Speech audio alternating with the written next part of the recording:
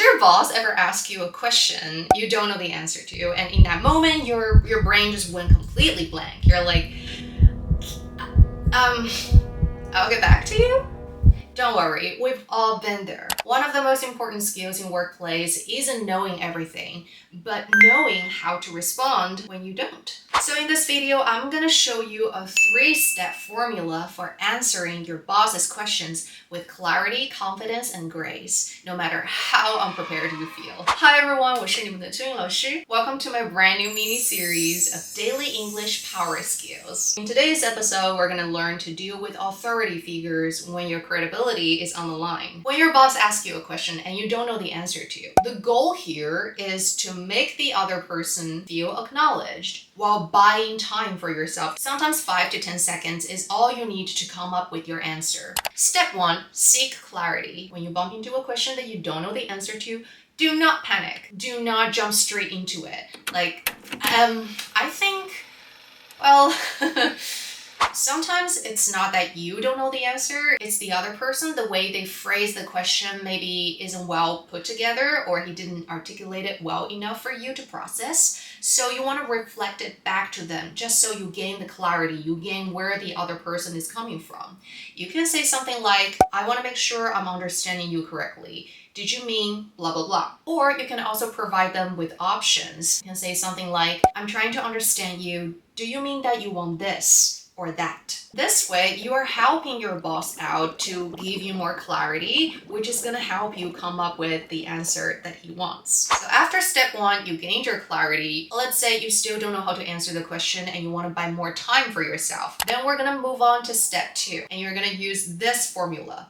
Give them a compliment and inform the other person you need some more time to think. So you can tell them something like, wow, that's a really good question. Let me think about it for a minute. Or, I like where you're coming from, but I'll need some time to process. You can also say, you know what, that's a really good question.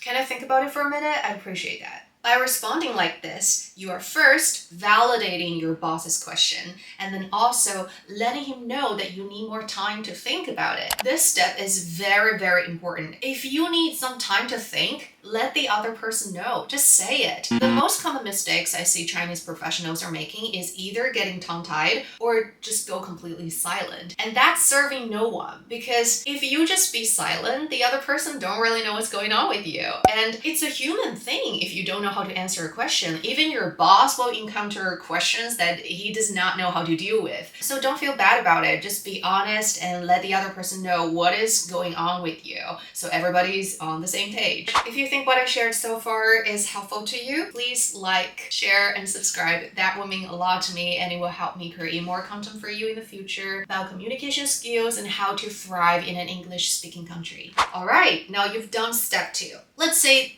even after step 2, you still don't have the answer. Like, the question that your boss presented to you is just like really challenging and it's not something you can resolve in a short time. Then we're gonna move on to step 3. At this stage, I need you to follow the exact formula I'm giving you because it presents itself with clarity. Giving a muddy response is not gonna help you in any way. You're gonna lead with honesty, provide a valid reason, and then you're going to provide a solution, and lastly, check in with the other person. So here is an example. To be honest, I don't have a good answer for you right now because our team is still working on this case and we haven't heard from the clients yet. But we should be able to get the accurate number by the end of this week, and I'll personally follow up with you.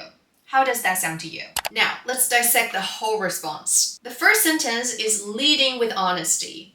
To be honest, I don't have a good answer for you right now. To be honest is a really good phrase to use. It let the other person know that you're coming from a truthful place and they'll pay extra attention to what's coming afterwards. Then you provide a valid reason why you don't have the good answer right now. Because our team is still working on the case and we haven't heard from the clients yet. And then you provide a solution. But we should be able to get the accurate number by the end of this week, and I will personally follow up with you. And lastly, you just check in with the person you're talking to. How does that sound to you? Or is this okay with you? When you give a response like this, you're positioning yourself as someone with good credibility. You're coming from a place of integrity and thoughtfulness, and also well articulated. Your boss will be happy with your response, and now it's also a good opportunity for you to show your boss that you are capable of handling challenging tasks. For next episode, I'll be sharing with you guys how to speak up in a group settings when you're feeling awkward and you don't know how to jump into the conversation, especially if you're feeling shy in general. So be sure to subscribe if you don't want to miss the next episode, and thank you so much for watching. I'll see you next time.